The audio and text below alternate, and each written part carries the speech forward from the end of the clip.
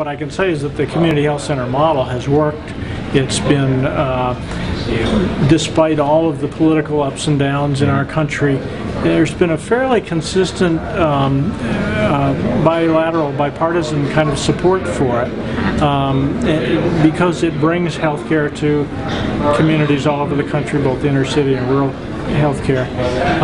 And what has survived really from the 1960s in the original OEO models and neighborhood health centers is the community governance, so that when I was working at a farm worker clinic, I reported to a board that was 51% consumers, patients who use the services, low-income individuals who are of the community that we were serving, and they could hold me directly accountable for the care that I offered.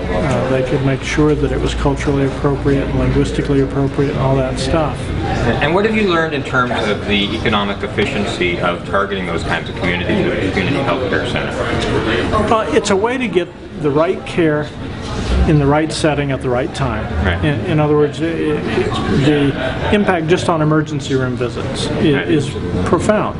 And so if people are not able to connect with a patient-centered medical home or a patient-centered health home, however you want to call it, then they're left to access care that may be inappropriate, going to the emergency room for ear infections or things. When simple, timely access to good quality primary care, having a continuity relationship with the provider, having a team-based approach to care that allows folks to feel like they really do have a place to go, and then if they need more high-tech care, more specialty-based care, even hospital-based care, there's an appropriate coordinator of that to make sure that it's used when it's needed and not inappropriately. And what do you think the American system can teach the Canadian system of consumer or community health centers and vice versa?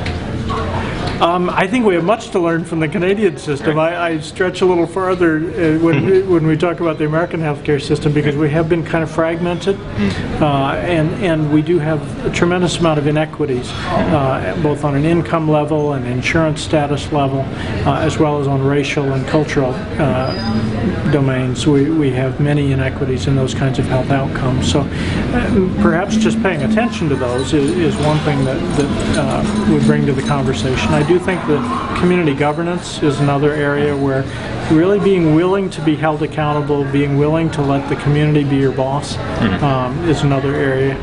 The community health worker models that have grown out of international village health worker or promotora type of models as part of the primary care team instead of being a standalone community health model. You know, Canada has a wonderful opportunity in managing the in-betweens we talked about a little bit earlier. In that connection between the emergency room and the primary care center, or the discharge from the hospital, a referral back to the primary care home shouldn't be a fire and forget missile. You know, here's the number for the clinic, good luck and God bless you, and I hope you get your appointment.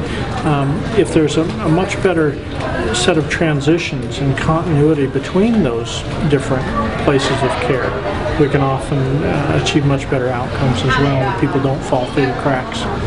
Thank you very much for sharing that. Yeah, thank you.